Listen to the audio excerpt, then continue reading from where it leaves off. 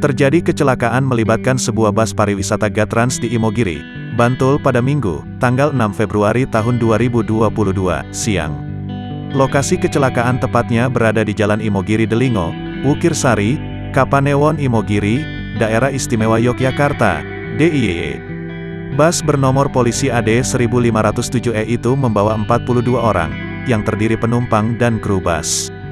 Dilaporkan Tribun Jogja, bus pariwisata Gatrans itu menghantam tebing yang ada di sisi kanan jalan. Alhasil, bodi samping bus ringsek dan bagian depan bus juga rusak parah, kaca mobil berserakan, serta roda sisi kanannya terlepas. Imbas insiden ini, sebanyak 13 orang meninggal dan puluhan orang lainnya dilarikan ke dua RS yang berbeda. Berikut fakta-fakta soal kecelakaan bus pariwisata di Bantul, dikutip dari berbagai sumber. 1. Diduga alami rem blong. Kapolres Bantul AKBP Ihsan menyebut penyebab kecelakaan bus adalah rem diduga alami kerusakan alias blong. 2. Korban luka dan meninggal dilarikan ke dua RS berbeda, sebanyak 15 korban dirujuk ke RSPKU Muhammadiyah Bantul untuk mendapat perawatan.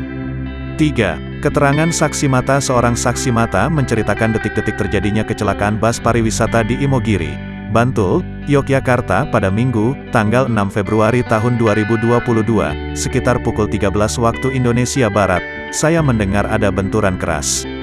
Lalu saya keluar dan bus itu sudah rusak seperti itu, kata Bahria seperti diwartakan tribunjogja.com.